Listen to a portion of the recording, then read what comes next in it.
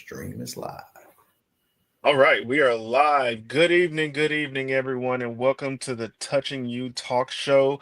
Today, I am your host, Jordan Diggs. You can see my name somewhere down there on the screen. I don't know if I'm pointing to the right spot, but it's not about me. It's about the show, and it's about this very special guest that we have here. Um, People love to say that the person that they're speaking with needs no introduction, but everybody is somebody new to somebody who didn't know that you were you. So I'm gonna go ahead and pass it over to my guest and allow him to introduce himself, and then he'll give us some information on what the topic for the night is, and we're gonna let loose. All right. Well, thank you very much for that intro. First, I would like to just thank Elder Sheila Black for this opportunity to be on her platform. We have discussed it before, and so now today is here. Very happy about that. And so let me just jump into the introduction. My name is Kevin Lynch. My birthday is tomorrow. I will be 25 plus 28. So if you can do the math, you will know my age tomorrow. I am a member of Daystream Family Church. I am married. I'm recently married. So me and my wife just celebrated 1 year of marriage on this past January 26th. So I'm very happy. That's my heart. I love her to pieces. So I know she's watching. Hey, baby. So what I reached out to Elder Sheila about is to discuss the subject of mental health, which is a what the show is going to be about, and that's something that I'm very passionate about.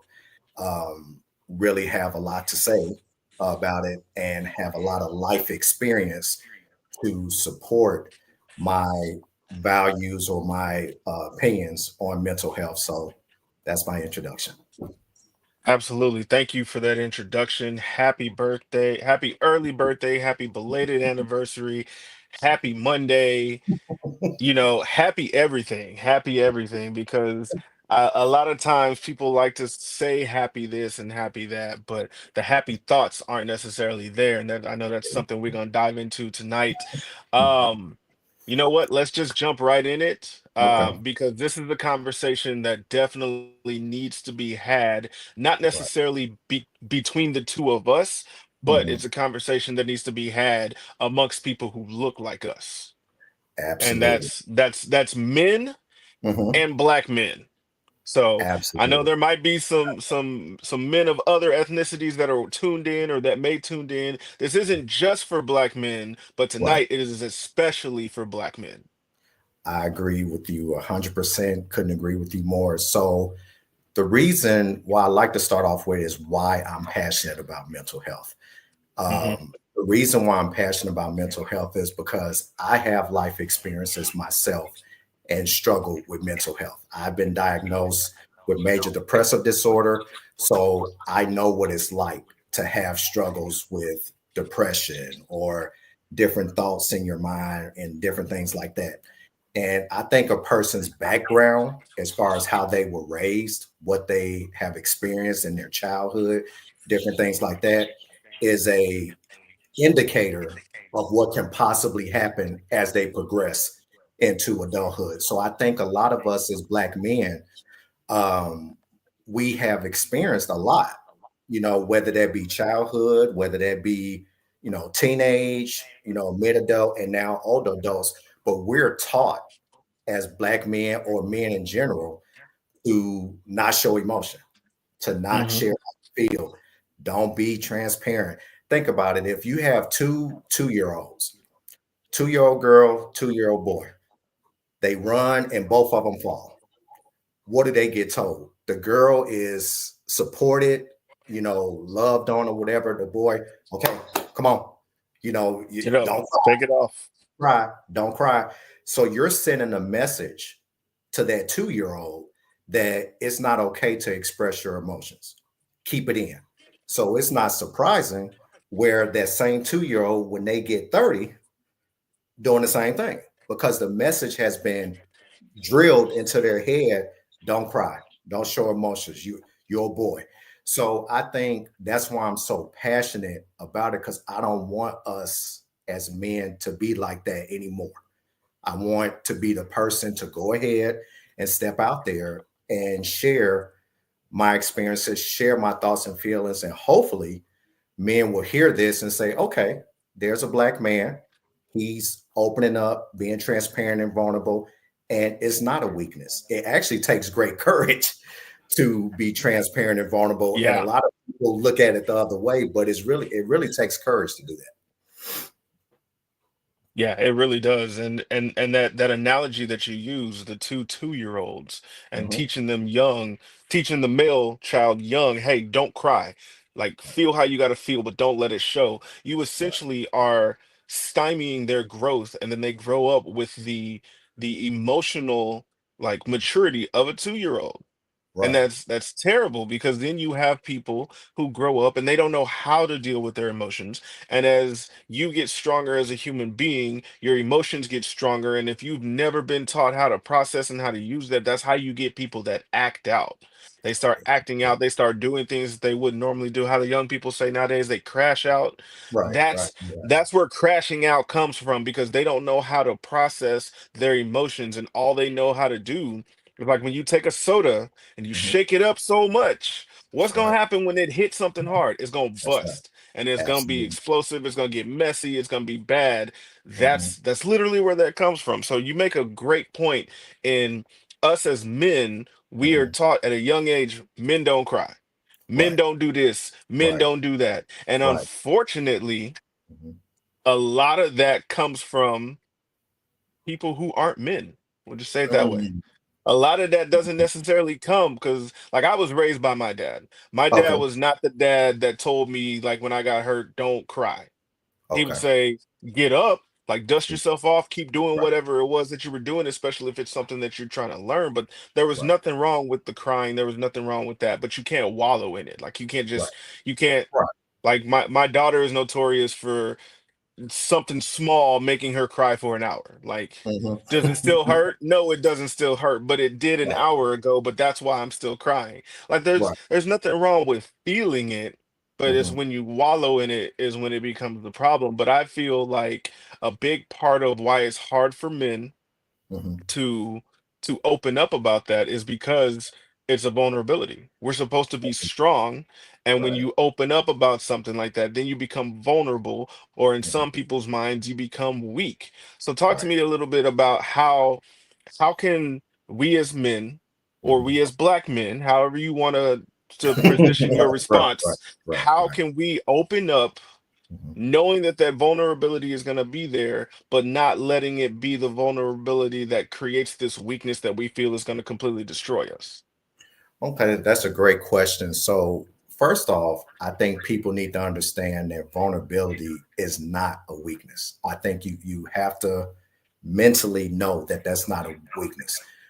Vulnerability in its purest form is you admitting something that has happened to you and say how it made you feel. That's what vulnerability is. So, for example, if you tell someone, um, I just broke up with my girlfriend, okay, and that's all you say. Now, on the inside, you toe up. You're feeling it, it's hurting you or whatever, but you don't share that part. You just share the part I broke up with my girlfriend. Then the way that you medicate it to not feel the pain is go be with somebody else or go drink or go, take whatever your whatever your choice is, that's how you medicate it in order for you not to feel the pain of the breakup. So what we, I feel, need to do is learn how to feel. And I know men hearing that just right now, that is probably cringe, whatever. But but it's true. We need to learn how to feel. And what I mean by that is when something hurts you or when something disappoints you or whatever, say how it made you feel. Don't feel like it's so that's the thing too. You can feel you're still Oh, a you can feel that I feel weak in this, you're still a man. weak, if you feel disappointed or anything like that, then you're not a man, a real man. Like that's the term, like man up. Whenever you hear people say, usually it's another man or woman will say man up, which is get out of what you're in, whatever it is that you're in. I agree with you about the wallowing. You don't want to wallow in it. But my only pushback on that is some people are so used to pain and like the attention that they get from the pain from people saying, "Oh, how you doing?" or coming to see about them. That's all they know. So Yeah. they'll wallow. On the outside, it looks like they're feeling sorry for themselves, self-pity, and all these other terms that we come up with. But really, that's all they know to do. So someone has to teach them that you can get attention, or it's okay to go in your strength and be okay. You don't need that attention or that validation or things like that. But people have to be taught how to do that. And I don't think everyone, including men, know how to do that. I think we know how to project strength. We know Hmm. how to get up and go to work and do a job. We know how to fix things or stuff like that. But if your wife, girlfriend, or somebody said, "How do you feel about this or that?" What you mean? What you mean? How do I feel? We don't that gets us uncomfortable. And so we just have to come out of that and take the risk. Vulnerability is a risk. It's a Yeah. risk if you have to be willing to take it. It definitely is, but it's like, to your point, we got to learn the difference between being vulnerable and being weak. Being vulnerable doesn't make you weak. Right. And I feel like a lot of that comes from, again, us not knowing how to process those feelings, those Mhm. emotions, and things like that. And because we as men don't know how to process these things, we Mhm. are passing that on generation to generation because Yes, I sir. don't know how to handle it. I Yes, just sir. know I was told when this happened, this was the response I was given. So this is the response I'm going to give my son when Mhm. something similar happens, and it just becomes a generational rundown. Right. How do we learn as men to to handle these things so Mhm. that we aren't repeating the cycle with the next generation of men? Like we don't I want to was raise our sons to be incapable of processing their emotions because we are incapable of it. How mhm, can we learn mhm. at the same time? Like right now, I got a 13-year-old son. He's Right. coming into manhood. Right. If I'm still learning how to process my emotions, how am Mhm. I supposed to teach him how to process his emotions so that when he has a son, he can say, "Hey, this is how my dad showed me how to do this. This is how I've handled this. This is how I want you to handle this," without it becoming a feeling of I'm less than a man because I know how Right. to handle my emotions. Right. So that's a great question too. So what I would say first and foremost, like I'll say for myself, as far as processing feelings and emotions, I'm quite good at that, but I had to be taught to do that. My personality is more transparent and vulnerable.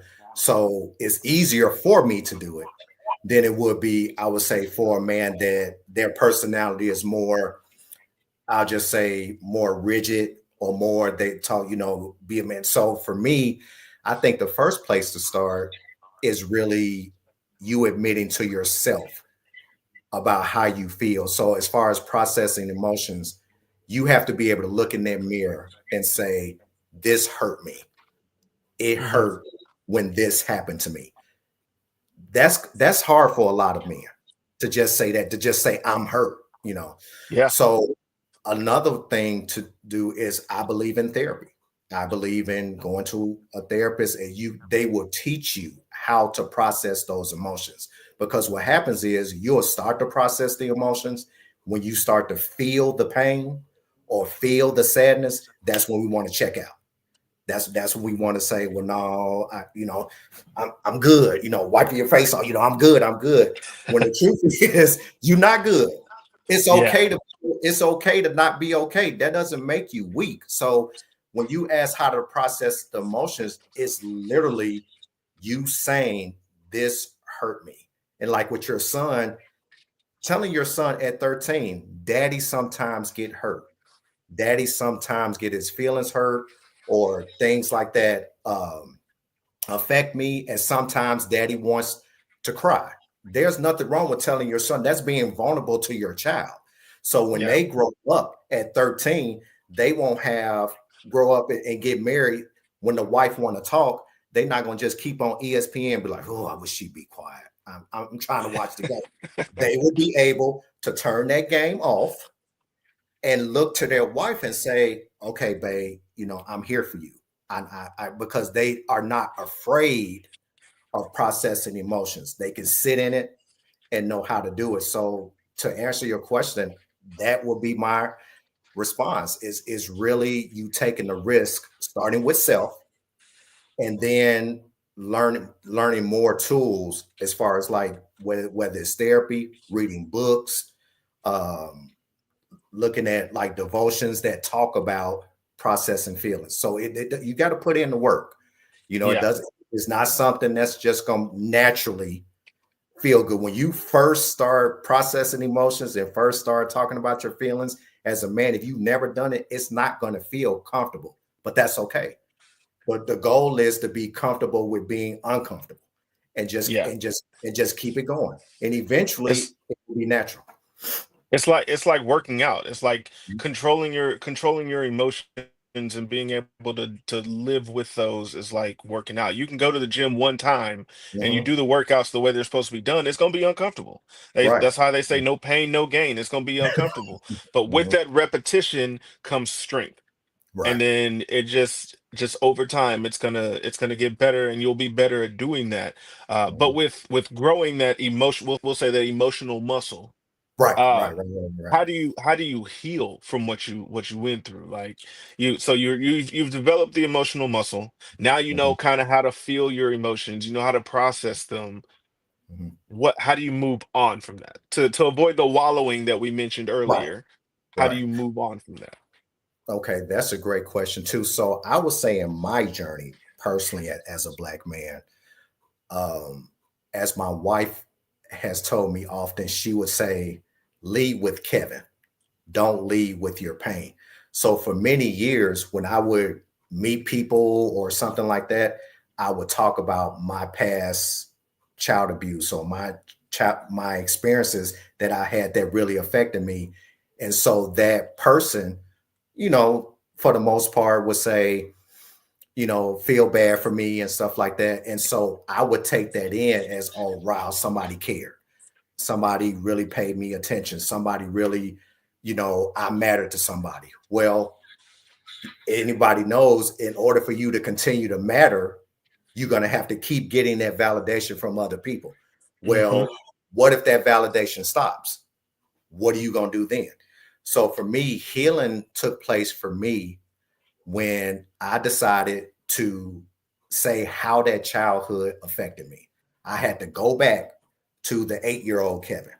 I had to go back to the 10-year old Kevin, go back and basically relive those incidents, relive that pain.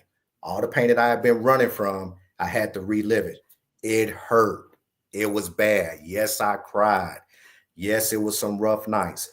But I told God, I said, I don't want to be defined by this pain anymore. I want to know what does healed Kevin look like. I didn't Yeah. I, I don't know what that I didn't know what that looked like. I know how unhealed Kevin looked like, and I was familiar with that. I Yeah. was familiar with that. So I think healing came when I allowed God to heal me from the inside and started reading his word, devotions, and started believing what he says about me over what was said about me, over what other people think or whatever, because I have to speak to validation. When you are unhealed, it's a constant looking for validation. Your lens that you see life through is through pain. So every experience that you have, everybody you meet, you're looking through the lens of pain. So, for example, if you meet somebody new and they kind of talk to you in a certain way, their tone. I'll just say their tone. Well, if you're fragile from being unhealed, when they use that tone, you will automatically think they don't like me. They hurt me, and so you just gonna cut yourself off. and you will continue that pattern because you don't have the capacity in healing to know just because someone says something about you, you don't have to personalize it and say, yeah, that's me. You got to believe over your pain. So God heals your pain, but it's a process. It's Hmm. not a one-time shot or whatever. So I still have thoughts now. Kevin, you still this, and this, and all of that. But what I do now is redirect my thinking and Hmm. say, no, I'm a child of God. He loves me. He's careful, regardless to what my circumstances are saying. I choose to believe what the word is saying over my pain. And that is a daily practice. But like you said, you're building that emotional muscle. Yeah. I'm building the healing muscle. I'm Yep. building the healing muscle. So for me, I don't think I could have did this show 3 months ago. So Mm. because I was at a place where I couldn't take, you got to agree with me, or I need that validation. I need, or whatever. So as a 53-year-old man, I'm showing men this could be your struggle, but you can come out. You can one day be on a Touching You talk show, sharing your stuff and leading with Kevin, and not leading the interview with, yeah, so my childhood was this and this and this and this. Yes, that's part of my journey. But I believe God wants to use your journey to help other people, not identify you by your journey. So yeah. Absolutely. And to touch on that point that you made there about I lost my train of thought. But it's like the seeking the validation and how you feel, and you only want to share it to people who are going to validate how you feel. Mhm. I feel in an emotional journey and trying to that the emotional muscle and that healing muscle and those things like that. They say no Mhm. pain, no gain. Right. You gotta get around those people who not gonna tell you what you want to hear. Mhm. Mhm. Because if you again, a gym reference, if you go to the gym and Mhm. you doing workouts with 25-pound dumbbells and you Right. only ever do the 25s, you're not gonna get no stronger. Never get You're not strong. going to get any stronger because you've been doing the 25. Sometimes you got to move up to 30, 35, 40, 45. Right. And when you go to open up to people, you finally have gotten past that part to where you can finally open up. You don't see the vulnerability as being a weakness. You're Mhm. trying to grow that emotional muscle. You're trying to grow that healing muscle. What does the doctor tell you when you go and they're trying to help you with something? They probably gonna lean in and be like, look, this might hurt a little bit, That's right. but in the end, you gonna like it. And that's Right. what I feel like a lot of people need to understand. And that was something that I had to learn even as my like in my own Right. journey to grow the emotional muscle and the healing muscle from what I've been through in life is the people who care about you the most aren't Mhm. necessarily going to hurt you in the sense of, oh, they betrayed me or whatever, but Mhm. it's Mhm. gonna hurt when they Mhm. tell you the truth and Mhm. when they give you what you need to hear, not what you want to hear. I've Right. gotten to the point now when people come to me and they want to vent to me and they want to tell me things, I'll stop them and be like, look, I'm gonna listen, but do you want a solution or do you Right. want me to just listen? Because I Right. need to know, like, do you want me to hear you and help you through this, or do you want me to just listen? Because if you Mhm. tell me straight up, then I'm gonna sit here and listen. I'm gonna take my AirPod out my ear. I'm gonna to stop the music. I'm gonna Right. listen. I was Right. like, but if you want me to really, like, you got to be prepared for what I might throw back at you, because Right. I'm not always gonna look at things from your Right. side. We're all different. Yeah. What what is life trying to teach you? What is God trying to teach you? Right. What led to you being in this position that you could have controlled? I know Mhm. that there are things that happen to people in life that are out of their control, especially Right. growing up. You're not Right. really in control of your life growing up. Your parents, Right. Right. whoever it is that's raising you, they're technically in control of that. So if Mhm. they're the ones creating the hurt, you don't know how to handle hurt that's coming from another source, especially a source is like the one that you're supposed to rely on. Yeah. Like when That. you get Yeah. pain from your father, your mother, your auntie, your grandma, whoever it is, somebody that you thought if the world turned their back on you, They were this going to be there. person, these people were gonna be there, but then they somehow do something. It's like, how do you come back from that kind of hurt? I think you hit on something that was so powerful. You said that we can get hurt from those caregivers. That's what I like to say, caregivers, mother, Hmm. father, whatever. And that hurts us, so we're in pain. So now later on in life, somebody gives you what I like to call some spinach advice, not peach cobbler advice, but some spinach advice that we have a hard time, following. You associate that with the same pain Hmm. because your life, when you're unhealed, you want to avoid all pain, no matter where it comes from, because you're unhealed. So you're walking around in life basically, fragile. Like, have you ever seen a glass that, it's got like a crack in it? And so you can pour water in it, it'll still hold water, but it's steady leaking because it's Hmm. not strong enough to handle just some, water. And sometimes we can handle some things at a certain level, but then other things we can't. So for me, when somebody gives you that spinach advice that I said a few minutes ago, learning how to sit in that and feel that pain, feel the discomfort, whatever it feels like, and not take it personally. Yeah. That's easier said than done because everybody's not there. People are at different levels. I equate people to like going to a physical therapist. When you go to a physical therapist, you're usually getting to come into that. They're teaching you how to get back to your normal, whatever it was before you got to the physical therapist. So it could be 6 weeks you're with the physical therapist. Well, on week one, they tell you, okay, raise your arm like this. Okay, you may be able to do it, you may not be able to do it. Now, if the physical therapist is good, when you raise your arm, they're going to watch your face, they're going to watch everything that's going on. So they will know, okay, if you're trying to avoid pain or can you really not reach, to the top. Yep. Well, sometimes what we do, we expect people to be where we are and want your programmers for 6 weeks. We try to get people to do 6 weeks in week one. That's where you can hurt somebody like that Yep. because the advice that you're giving, not wallowing and all this, that's great what we're doing here on this show. But everybody's not there. We could be the people that's just planting the seed right now, just planting Yeah. the seed. Everybody is can't handle like what you said just about wallowing. I was one of those men. I'm telling you, about 3, 4 months ago, if you said wallowing, I said, look at this dude.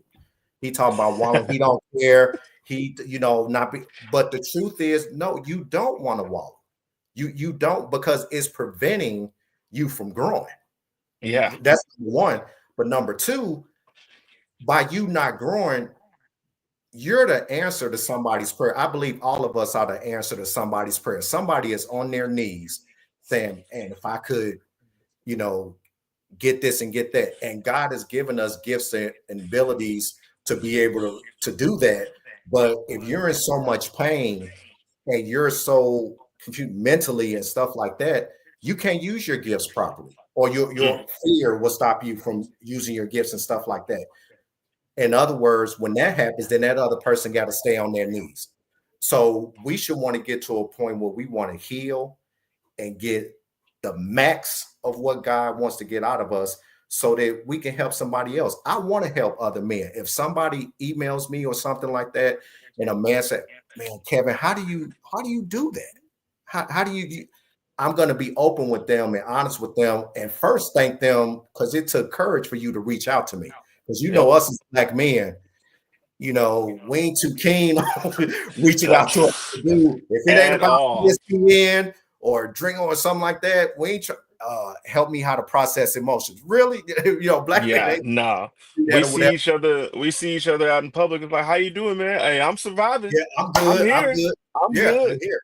Right. I'm living, whatever. But I'm glad you brought that up. Even when you ask somebody how they're doing, how many times do you think people really stay and look that person in the eye? Or are we so conditioned to when we ask somebody how they're doing, we're used to them saying, blessed and highly favored, or I'm doing good, or what, and we just walk off. But I want to encourage people. When the next person you ask how they're doing, make eye contact. Yep. And if you shake their hand, hold it just for 2 seconds longer and see what they do. I Yep. challenge anybody listen, do that. I guarantee you there's going to be a person that is not going to tell you I'm doing okay. They're gonna check because they're gonna feel that you really care. And that's what we need. We need more people to really care and not just do the same old, same old, same old, same old, because obviously that's not working. Yeah. I mean, because asking people how you doing, how's it going, or whatever, it's like it's almost cliche. Like I work for a large company and our headquarters is in Dallas, and I go to work and I could be in the elevator with somebody on the phone. I look up, see who it is. Oh, hey, how's it going?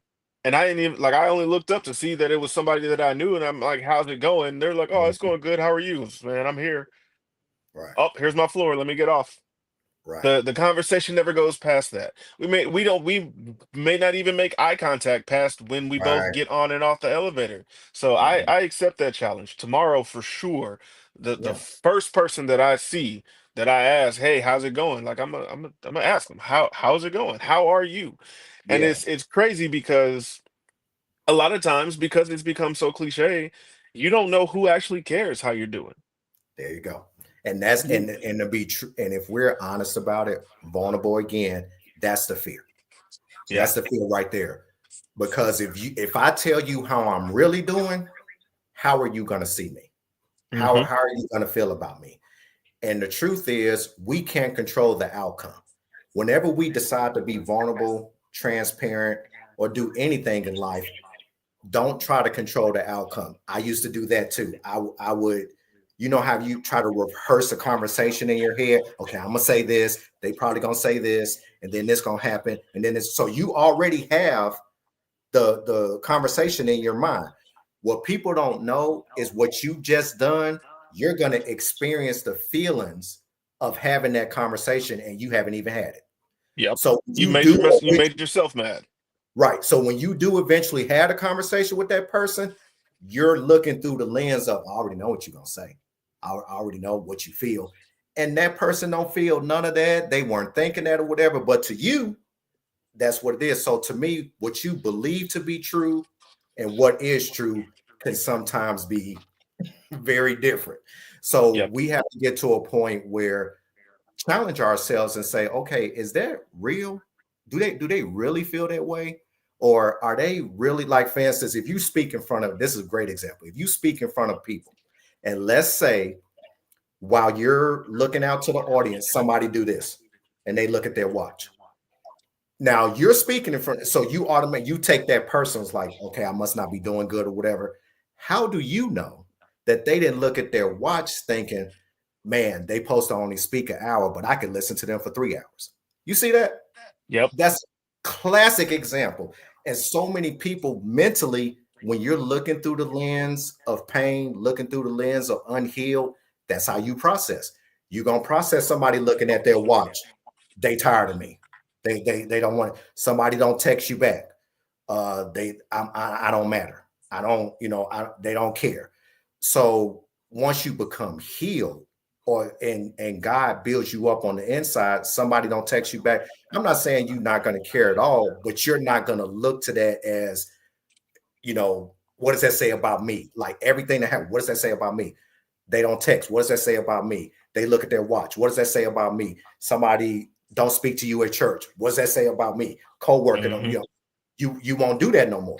You'll just say, you know what, people are human. That probably don't have nothing to do with me. And you Yep. just keep it moving. But again, I have to keep saying everybody's not there. Yeah. Everybody's not to be able to do that consistently, Yeah. to Yeah. Yeah. I would like to go on record and say that if you sent me a text and I didn't reply immediately, I replied in my head. I just right. didn't send it. Like if my phone could read my mind when that no, that's probably a terrible thing because sometimes the first thing that come to mind is probably not the message I should have sent. But Right. to your point, we got to stop taking everything so personal. Right. For us to be like it's funny for us to be men Mhm. of any nationality. black hmm men, white men, whatever hmm men, for us hmm to not know how to handle our emotions, we sure hmm do take a lot of things personally, You said it, which I is didn't. which is You said then it, I didn't. creating emotions that we don't know how to handle. We You don't said know it, how I to didn't. handle the emotions. We take things personally, then we get in our feelings that we don't know how to handle, and then something else gets taken personally, and it's like this vicious cycle that we throw ourselves into. That's it. You said it. That's it. And so And think we, about that cycle. Think about that cycle. So imagine being in that cycle for years. yeah, Now you have a wife. That ain't gonna automatically change the cycle. So you're still in that cycle. You have a child. That's not going to change the cycle. So you can, in essence, affecting everybody, yep, that you come in contact with, unbeknownst to you, that's what you're doing. And so that's the key when you were talking earlier about hearing that truth. If you see that pattern and you tell another man, brother, you know, I see what's going on. I used to struggle with that or something like that so that they can see it. Because a lot of people doing things, they don't know they're doing that. They have no idea that they're processing life through the eyes of a 8-year-old. And so that's what do hmm people say? You acting like a child. You're kind of right about that because the 8-year-old boy is coming out in the 50-year-old. And yeah, so that's what the term, you acting like a child. Well, the truth is that 8-year-old couldn't process what was happening, at 8 years old. You're 50 now. And what people tend to do is say, man, that was 42 years ago. Get over it. No, it's not. It's not. It's easy to do. And people need to have more grace, more compassion. It's a story in the Bible. I don't know if you're familiar. It was a guy that was at a pool and he had been in his condition for 38 years. And he just at the hmm pool and he's telling Jesus, hey, these people get ahead of when Jesus asked him, do you want to be healed? Notice Jesus did not say, man, you've been in this situation for 38 years. What's wrong with you? yeah. What you doing? That's not what Jesus did. Jesus simply asked him, do you want to be You healed? want to And be even healed? when he gave his excuse, whatever people want to say, excuses, whatever, what happened is what I want people to focus on. He got healed. That Jesus Yeah. had compassion on that man and treated him like a human and not by his condition. What we tend to do is if a man is comfortable with playing video games, let's just say while his wife goes to work, man, you are so and so, so and so, so and so. That ain't making him drop that controller. You're gonna At have to all. listen to him and find out why are you comfortable in that environment and doing that. You may be surprised at what you hear. Is the goal to put him down or is the goal to help him elevate himself and see him in such a way where I don't need to be playing these video games? So I think we need to show a little bit more compassion and realize everybody's not at the same spot. I- If people operated more with the intent to understand and learn, That's and it. less of with the intent to judge or to Right. give a response to, it would be so much better. Like there have been plenty of times in my life, personal, professional, where I've had to straight up tell somebody, look, are you listening to me just to respond to what I'm saying, or are you Mm-hmm. trying to understand what I'm saying? I have Mm-hmm. been told by previous bosses that I was uncoachable because I simply wouldn't just take what they said and move on with it. And I was like, am I uncoachable or are you Mm-hmm. unwilling to have a dialogue in this? Like you Right. can't tell me, hey, you always do X, Y, and Z. Mm-hmm. Okay, why do you feel like I do that this way? What can I do to be better? See, you don't want to listen. You don't want to listen. I just told you Mm-hmm. you always do X, Y, and Z, and now you got all these questions. Well, I'm trying to move past that. If Right. X, Y, and Z is detrimental to my progression as an employee, as a man, as a human being, and Mm-hmm. you have observed it, and clearly I didn't see there was a problem with it because I keep doing it, Mm-hmm. that I feel like That's it. that in itself is a big thing that makes it harder for men to Mm-hmm. to Mm-hmm. grow that emotional muscle, that healing muscle, is because the people that we open up to sometimes they want to commiserate. Oh man, work has been hard. Man, work been hard for me too. Okay, well. I mean, this wasn't really supposed to be about you, but But okay, you yeah. I right, mean, right, now you tell me about what's going on. right, And I made a right. post on Facebook one time, and I was like, I really don't like when I go on Facebook and I Mhm, want to share something positive that's happened for me, and I want to mhm, celebrate this with the people that I have on social media, when that mhm, one person gets on there and be like, it must be nice. I wish that was happening for me. Why are you bringing right, it down? And then someone had the nerve to argue with me on that point, was like, mhm, well, anytime I'm feeling down about something, remind me not to come to you about it. I didn't say mm, don't come to me about it, but if mhm, you see me celebrating a milestone that right, it could have taken me forever to get to, that mhm, is not the platform for you to come in there and, like, don't bring your little kiddie pool of self-pity and right, wallow in it at my mhm, birthday party. Like, bring that over on Friday night when right. nobody is there and we can talk it out. Like, I might hop in that little kiddie pool of pity with you and Mhm. figure out how we can get out of this. Get out, But right. I personally feel like, if you're down on yourself, Mhm, when other people around you are celebrating something, it's mhm, probably not the best time to try to bring that down. Now, if you feel like these are the people who might be able to help you through it, right. like, pull them off to the side. That was my There you whole go. point with the whole thing. Like, don't come on and he's like, you just being self-centered and blah blah blah. You want everything to be about you. On Mhm. my page, yes, I do want everything to be about me. Like, if I Right, posted right. this somewhere else, cool. But if it's on my profile, then yes, it should be about me. What's the name in that top corner say? It says Jordan Diggs. It doesn't say Abs- whoever you are having the problem. Absolutely. And But I that same mindset has to mhm, be applied with how we try to go through the healing and the growth. We have to find the right time for ourselves to mhm, search out and look for that healing. Like, if you're a farmer, you know mhm, the right time to sow the seeds that you need to harvest. right, You're not going to go out there and plant all your stuff that you know ain't going to grow in the winter in September, because it's right, about to get cold. So why right, would you put those seeds out there? So right. if the sit you gotta read the room. That's the phrase a lot of There people you go. use. Read the Yes, room. sir. It's not Right. always the best time to make everything about you. And if someone comes to Mhm, you with something, be mhm.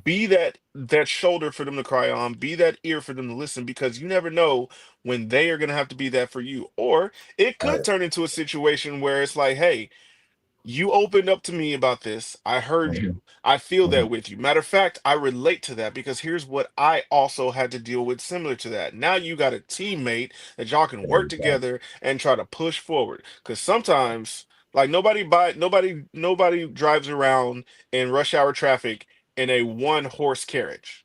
Right. They are driving cars with hundreds of horsepower in it because it takes a collective of power to get from point A to point B in a Absolutely. timely manner. There is Right. there is no time limit on healing. So don't Right. let anybody tell you it's been 42 years, you should be over this by now. Right. That's right. That's right. I could go on for hours about all the things that I personally feel people should be over. Like, Right. look, I'm a big hip hop fan. Okay. Tupac is dead. Right. Tupac is dead, but Right. people don't want to believe that he's dead. But Right. he's been dead since the 90s. They don't Right. want to believe that he's dead. And there are people who are like, y'all got to get over that. Tupac is dead, but I can't Mhm. understand why you're still on that. Well, some people believed Elvis was still alive for 50 years after he died. And Right. his And death that's was a lot more easier to confirm than Tupac's. right. And I think a good thing to really mention too, forgiveness is a big part of healing. I think we definitely cannot do this show without that. And what I want people to know about forgiveness is that forgiveness is not a one time decision. Mm-mm. Forgiveness is continual. You may have to do it. People will say every day. You may have to do it every hour. You may have to do it every minute. You may have to do it every week because this is what happens. So as you heal, you choose to forgive the people who've hurt you. So you say, okay, God, I forgive them. I forgive myself, which by the way, that's the hardest person to forgive is yourself. We can Mm-hmm. actually have an hour talking about that. But so you forgive the person. So let's say you do that today on Tuesday. Okay. And so next Wednesday, you're watching TV and something comes on TV that is similar to the experience that you had just forgave on Tuesday. You have to choose again on Wednesday. I forgive him. I forgive him. Month from now, 3 months from now, that person that you forgave, you see them on Facebook or social media doing well, kicking it, living their best life. Feelings rise up in you about what they did Mm, to you. Here's what you did. mm. I forgive you. I forgive you. Yeah. See that hit home. See, Yeah, I got a see, story for you on that one. and see Ooh, I got a story. these are the examples that I sincerely feel in my heart that people need to share. This was my experience. I saw a person who I forgave for XYZ, and then I saw them, and them feelings came right back up. How do you forgive? You just simply say, I forgive. Now, forgiveness does not, when the feelings are still there, that's another thing, and this going to help somebody. When your feelings are still there of pain and you make the choice to forgive, that doesn't mean because the feelings are there, you haven't forgiven. God will deal with that healing part, healing your feelings. You make the choice to forgive. And people don't need to tie them together and say, well, I must not have forgiven if I still have feelings. That's a lie from the pit of hell. You Yeah. could still have the same, you could still have the same feelings. To this day, I could think about something in my childhood. The feelings rise up. Mom, I forgive you. I forgive you. And you or a flashback will come about when you were hit or whatever. Mom, I forgive you. Mom, I forgive you. So it's kind of like you have to train yourself to just keep saying you forgiveness. Don't put yourself on a time limit. Just don't do that. Just try Yeah. to make the choice to forgive. And I think that's important for people to know in healing and forgive yourself. If you have thoughts of I did this in my past, I did, I made this mistake or whatever, I tell people all the time, my go-to is if God woke you up this morning, no matter what you did 24 hours ago, that's his way of telling you you still have purpose. You still have meaning. Some people just need to hear that because they are so focused on what they did 20 years ago, what they did last week, what they did last month. God woke you up. So obviously he's not through with you yet. Yeah. So and it's beauty in that. It's beauty in that. Say, you mean to tell me I still, yes, you matter. Yes, you matter. You could take $100 bill, smash it up, spit on it, all that type of stuff. It don't lose its value. It's still $100. And, Still and in our $100. in our lives, we get stepped on, talked about, all this other type of stuff. You still have value because of Jesus. You have value. He went to the cross. If you were the only person in the world, he still would have went through the same experience for you. And people just need to know that. Man, that forgiveness part, man, that hit home for me because I have a situation that I deal with. I wouldn't say every day, but I get Mhm. the flashbacks of it. Yeah. Mhm. Somebody that I went to school with hit me up on social media, and I feel like Mhm. social media is a big problem for a It lot of is. people and Mhm. making these growth aspects difficult. But be that as it may, they hit me up. They needed some money. Okay. I've been in that situation a lot in my life where I needed some money. And I Mhm. was at that time, I was in a situation where I could help. Mhm. And they told me, hey, I don't want you to just like give me money. I want to do something for it. I was like, all right, cool. So at the time, me and my son, we were video gaming, streaming and stuff on Twitch and whatever. And I was like, hey, I want a logo. Right. And I was like, hey, I want it to look like this. This is what I want. And the guy was like, yeah, I could do it. 150 bucks. All right, cool. When can you have it done? 48 hours. Cool. 3 weeks later, I still don't have a logo and I don't have the $150. So I hit him up. I'm like, yo, like what's going on? You kind of came to me offering this service. I wasn't really looking for it. It was just something nice to have. Like, what's going on? Right. And I got the sob story of what's going on in the personal life and stuff like that. And I'm like, look, man, I get it.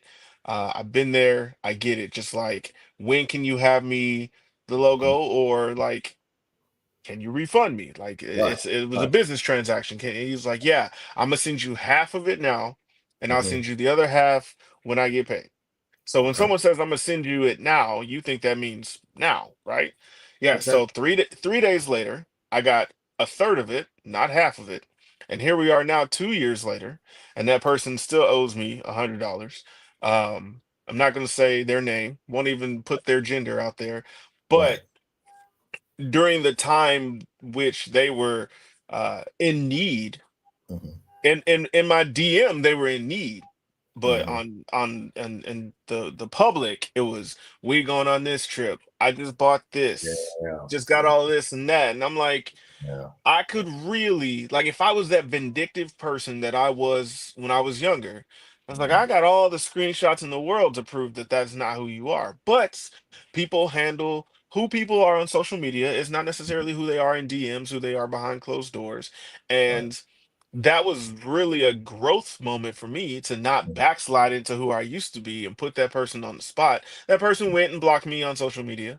Hmm. Um, I did have a couple petty moments where I sent them a Cash App request for the money that they owed me just to see if maybe they would pay me back. They didn't. Right. Right. Right. Um, but there's still times where I would see this person who is in a much better situation now than where they are. I thank God for that. Hmm. And I see that. And for that brief second, I'm just like, they still owe me money. But I'm like, you know what? I moved on from that. It's Hmm. not that I Hmm. need the $100, but it was the Right. The principle that principle. that Right. they, as a person, Hmm. told me and gave me their word that either they would provide a service or they would provide my refund, and they did neither. So Hmm. clearly the need was greater on that end that I did not know. So maybe I was a blessing to them. Right. It is what it is. But when Right. you were like, you got to make the continuous reminder to forgive them, and just because the feelings attached to that still Hmm. come back, it doesn't mean that you haven't forgiven. It's just Right. you got to remind yourself, I forgive this person. Right. Like, they needed it more than I Hmm. needed it at the time, and I'm not in need of it right now. I mean, but who couldn't use $100? Like, if I Right. walked outside and saw $100 balled up on the ground that had been stepped on and spit on, it's still $100. Right. Right. Right. And I But think yeah, that's a good no. point. That's a good point that you bring up as far as like making a choice to you could have did this and did that. And I think people need to learn to celebrate their victories. Don't wait for you to be this totally transformed person to celebrate. If you have an instance tomorrow in your life where it used to be a time when you would have done this, but now you do this, celebrate that. Yeah. Celebrate that. Give yourself a hug as a man. I'm looking in the camera as a man. Just give yourself a hug and be like, good job, man. It's nothing soft about that, which I hate that word, soft or anything like that. See, women to me got it, got it. They will give each other a hug. They give themselves a hug. They do more self care, all that. We the one that need to come up and do the self care and stuff like that because we need it too. We're human, and I don't the this stigma of no, you just need to be a man, be a man. It's I mean, depending like you said with social media, depending on who you scroll and see, the standard changes. The standard Yep. changes no matter who you talk to. So I think it's important be who God wired you to be. Be that. 100%. Don't use another man how he flows and your flow. You are a unique individual. God didn't make any duplicates. He made one of you. And so to me, I think it's important that don't try to go on somebody else's journey. Like when David tried to put on Saul's armor to go fight Goliath, he said the weight was heavy. So when you try to emulate somebody else and try to be like somebody else, it's heavy because it's not you. It's not Yeah. designed for you to feel, right because it's not you. If you are a person who's expressive, which I'm a very expressive man, I'm a sensitive man. I can watch Lion King. I cry when Mufasa died, stuff like that. That's just me. But that Yeah. doesn't mean Kevin is less than because I may run into another guy and be like, man, you soft, man, or whatever. You can't stop people from talking, but you can stop yourself from identifying for what people say. You Yep. cannot stop people from talking. People gonna talk, whatever, but you don't have to identify that. You don't have to accept that as your truth. You can say, well, that's just me. That's who I am. And so I encourage men to, do some self-reflecting and ask yourself, are you being you, your authentic self? Or if you've been putting on the show for 20 years, 30 years, 40 years, or whatever, just challenge yourself and ask yourself that. Do when in your daily life, when you go out into the world or whatever, are you being authentic? Or have you just bits and pieces in life? Okay, I'm gonna do this because it's safer, because I don't really want to be seen, meaning who I really am. But the truth is, your purpose and what you need to be in life is when you're being seen. It's not when you hide, it's when you're being seen and letting your light shine. That's really what it's about. And that's for all people, men, women, or whatever, but definitely for us as men. You don't compare yourself to another man's journey or stuff like that. Like everybody's not going to be Tyler Perry. Tyler Perry had a lot of circumstances that he overcame. He's a billionaire. You can be a thousandaire and you still are blessed. You don't Yep. have to, be well known. Tell people where God has brought you from, which is he does a good job on doing that. That's where I think men will come together, Jordan, to be honest. I think we as men have to get to a place where we share. I'm willing to be the first one. I would love for men to come on board and we get together and say, hey, we want to tackle this mental health for real. Because Absolutely. everybody can't afford treatment. Everybody's not gonna go see a therapist. Everybody's not going to take medication and all those different things, but they may be willing to come to a group. They may be willing to come on StreamYard and talk about stuff. So we have to come up with ways for men to be able to express and not judge them, create a safe space where men can come and truly express themselves, not just like, man, that pissed me off. No, let's go deeper. Let's go Yeah. deeper and see what you really feel. Put your arm around that man. Don't be afraid to show that, man, I'm here for you. See, women will do that. Women that see each other cry and they'll put their arm around or whatever, and we think, oh, that's not. Be comfortable in your masculinity. Quit thinking everything you do, it's equating to your manhood. Come on, Yep. dude. It's Yep. nothing wrong with showing, affection or whatever. So I think this is a start. This is a start. I'm so thankful again, for Elder Sheila and you, as a black man, being open to receiving something like this. Because again, you know how we are.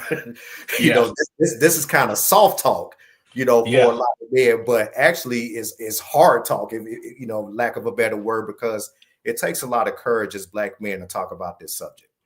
Absolutely. I mean, the strongest man is the man that is so in tune with themselves on the inside that they don't let the war going on the outside change that. Amen. I think that Because is inside of us is the inside of each one of us is the man that we want to be. But right. how much of that man can we let out on the outside? There you go. We And gotta, we gotta, we gotta come together as men and help each other break down that wall that we've right. built around each other. Like when we had the conversation last week, and I was talking about how part of the reason why it's hard for us to open up is because when we open up, it makes us vulnerable, and some people want to use it to attack us. Well, what do you start to do? You build that wall, and then you Mhm. try to reach out to this person. You built a wall there. You try to reach out to this person. You built a wall, and before you know it, you've boxed yourself in. And Right. all you get now is hearing your own negativity bouncing off the walls of Mhm. the emotional prison that you've built around yourself. So, we as men of Right. every nationality, but especially black men, because that's who we That's are. right. We Right. got to do better Mhm. at propping each other up There you and go. helping to tear down those emotional walls. Just Right. because I mean, China has a great wall. They have the Mhm. greatest wall, as some Mhm. people would say, the greatest Mhm. wall. But Mhm. people still get in and out of China.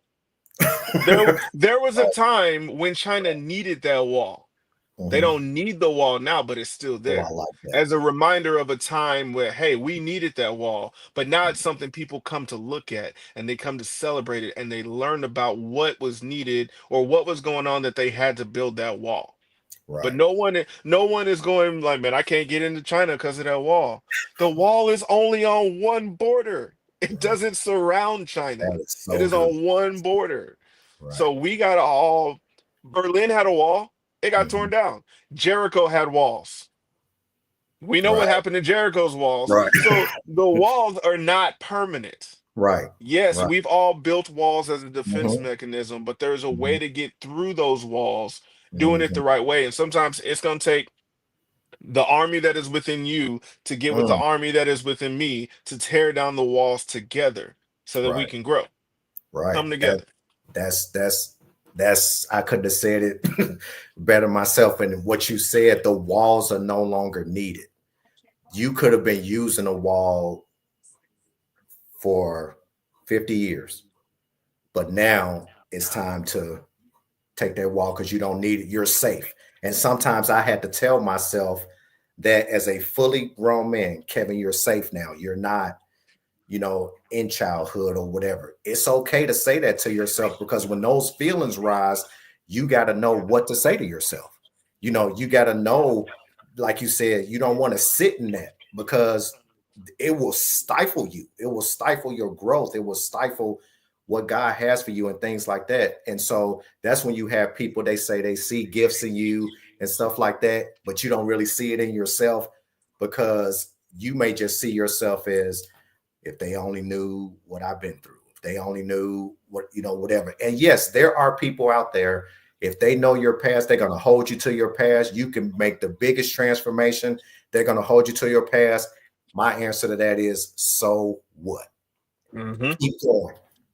Keep going. Everybody's not going to like you. Everybody's not going to celebrate with you. Everybody's not going to say, "Yeah, Jordan, go. You doing good." You always going to have people that are going to have something to say, but you have to be built up enough in your identity in Christ to where you say, "Okay, they not for me, but God is for me." And he will send the people for your plan and purpose for your journey. Everybody can't go with you.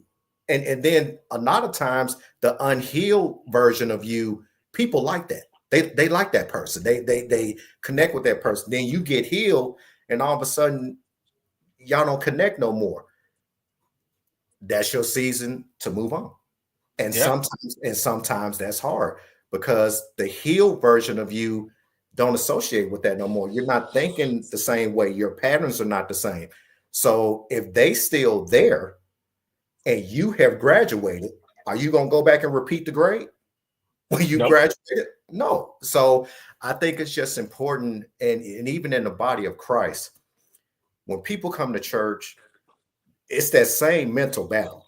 I don't know what people would think, when you come into the house of God, it just disappears. No, some people still struggle with those mental battles. We need to be there for each other, there too, and say, hey, if you see, like we're told when you come in, leave your problems at the door, leave your situations at the door, all that. Yes, we should do that. Yes, that's in the Bible, but there are people, their battle is so real to them or whatever. It's just enough that they came through the doors. What if we celebrated that? What if we celebrated they came? They didn't Yep. stay at home, they came. If they're not lifting hands, if they're not shouting and doing all that, okay, but they're there. What if you sat next to them and just be in the pray for them? Something like that. Don't look at everybody that's not raising their hands or everybody that's not shouting or everybody that's not doing this stuff that they are fighting it or they, not really have faith or whatever. No, people are struggling. And some people look at their pain over what is happening in church, but they'll get there. You just gotta pray for them, and sooner or later, as you keep talking to them, and they know that you care and not judging them for what they're not doing, you never know. That could be the breakthrough that they need. That could Yep. be the very breakthrough that they need. And that's another muscle that they're developing Yeah, another because muscle. it's not just gonna happen the first time they come into church. It's not. It's It's not. not gonna happen. And that's what we want to see. We want to see, like we had a sermon yesterday our pastor gave, where she talked about, I will yet praise God no matter what's happening. No matter what situation you're in or whatever. I told my wife in tears in church yesterday, I said, I thank God how he's built me up, because there was a time I couldn't receive a message like that. Because I would Mm-mm. think about, if God is so good, why is this? Why is that? Well, all of that. But I was able to stand up and link up with my pastor's spirit and say, yes, I will yet praise God. Yes, I will trust you. Yes, I'm gonna have the faith. But it takes a person to admit that. So there's somebody else, I guarantee you, was somebody else who struggled yesterday. They get more month than money, and all this other type of stuff. And it's hard for them to do it. Well, we have to admit that it used to be a struggle for us. God has now helped me for it not to be a struggle. And then that person can have hope. But if we keep it to ourselves and not willing to admit and not willing to put it out there, then a person just feel like, well, everybody else shouting, woe is me. Then all of a sudden they not coming to church because they thinking, you should be at this level if you're a Christian. No, God will meet you right where you're at. Mm-hmm. Jesus meets you right where you at. And so I think messages, when people are struggling mentally, people have to understand they're hearing the message through that lens. Whatever that lens is, that's what they're hearing the message. So God loves me unconditionally. But you come from a background where you were not loved unconditionally. You came from a background where if you did right, you got love. If you didn't do right, you didn't get love. Now you Mm-hmm. come into church and you supposed to just automatically receive that God loves you. No, it sometimes it don't work like that. And we Yeah. have to work with people and not tell them how you don't believe God loves you. That's gonna make people like, okay, well, I don't want to share nothing, whatever. Yep. But imagine somebody saying, I struggle with the love of God, and you say, okay, let me help you. It's okay. That person going to automatically drop their defenses, maybe, and be willing to embrace what you're going to say now. But if you come, what do you mean? You don't. We can't do that. We got to meet people where they're at. Yeah. And, Because some and people forget that the way that person is coming is how you came. And sometimes you got to go through something so that you can turn around and help someone else get through it. exactly You got to blaze that trail. right. There's nowhere where we go that somebody didn't travel through there before us. And it might be easier for somebody to get through something than how you got through it, but Right. there's a reason that you had to go through the rougher part of it to blaze Mm, that trail for somebody else to be able to get through that, because what you feel is an easy going for them might be mhm. hard because there's There you different go. levels to it. There's different levels. It was Absolutely. hard for you. What was hard for you might seem impossible for somebody else. And Mm, what you yes. view as easy Yes. for someone else might Hmm. be hard for them. So you can't judge anybody based on where they are in their spiritual growth or their spiritual path.